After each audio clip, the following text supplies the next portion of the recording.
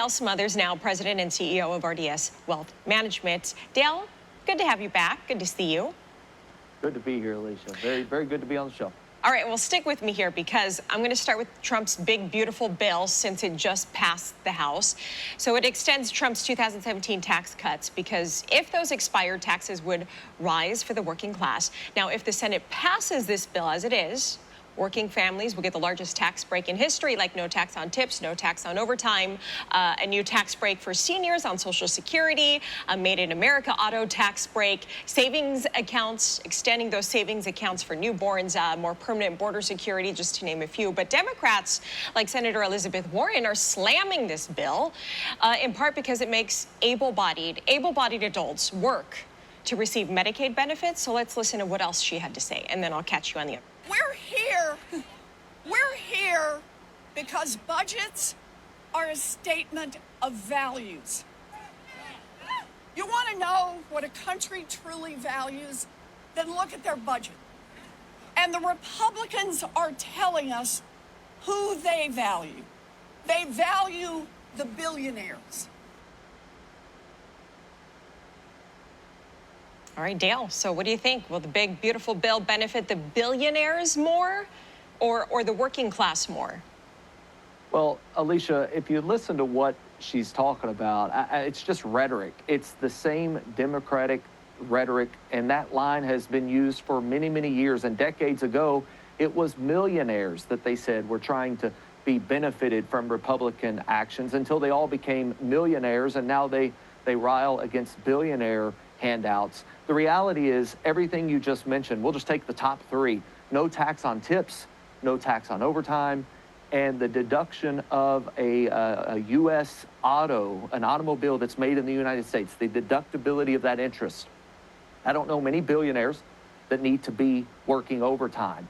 I don't know many billionaires that work on tips, and I don't know many billionaires that have deductibility of interest as their top priority on their automobile. Mm-hmm. These things are going to help the working class. According to the Ways and Means Committee publication that came out today, I think it was $13,000 of additional income is expected to be coming into the average family's household budget on an annual basis, and over $11,000 a year of wage increases that are coming from what we're seeing passed in this big, beautiful bill. And one more thing, Alicia, just like you mentioned, had we not seen something come to fruition before the December 31st deadline, we were going back to an archaic way of taxing the American people. And the most detrimental part of that is the middle class and the way they're taxed, seeing as much as a 10+% increase on all tax brackets from the 12 to 24% tax bracket. It would have been detrimental had this not have been passed. I think what is coming today, perhaps to the Senate, I think it's headed to the Senate. It's going to be on the president's desk in a short order, we would imagine. It will benefit America. Okay, yeah, we'll see what the Senate has to do, what they will do, and if it will make it to President Trump's desk. The odds are good. All right, let's get to the odds are good. So you mentioned that companies are holding steady in regard to the Jobless Claims Act today, betting on better trade policies and tax cuts that we just talked about. How confident are you that these win-win changes could spark what some call a golden age for the economy? All of these by themselves would be beneficial for American companies. Deregulation, one thing that we haven't really talked about much. It's maybe the third lever of the Donald Trump administration that we haven't seen quite pulled just yet. When these things happen and they come to fruition, when China is behind us, when the trade war is behind us, and if you turn off the media and just look at the news, you look at jobless claims being low, you look at inflation being low, when you look at just the news, you realize just maybe we could win this trade war, or even better, maybe we are winning this trade war. And when we think through the trade war ramifications, the immediate fall of the stock market followed the announcement of tariffs. And then we've seen this V-shaped recovery since things have started to fall into place for America's benefit. When all of that is finalized, Alicia, I am confident you're going to want to be a part of this American economy, and you're going to win and be invested in the stock market that represents the #1 economy in the world. Oh, I love your optimism. Okay, so let's look ahead at the Feds now. How do you think they're going to act with their upcoming rate decision? You know, the market has priced in the rate cuts, and I think we discussed that on the last time I was with you on the show. The rate cuts are kind of priced into the stock market as they stand.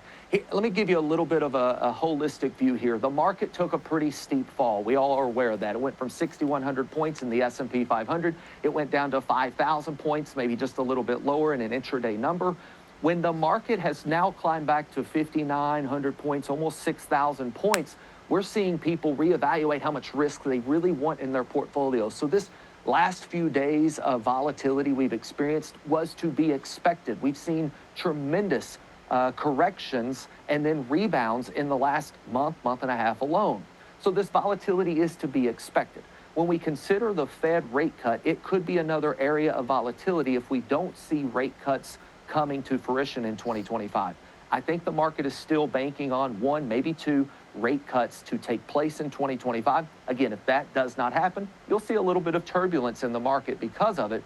But the only reason that they will not rate cut, if we consider this an action that the Fed has to take or doesn't take, the only reason that they wouldn't take the action is because the data says the economy is strong, the labor market is strong, and inflation is at bay. And it's a win-win for the consumer if that actually comes to fruition. Okay, Dale Smothers, President and CEO of RDS Wealth Management. Appreciate your time as always. For all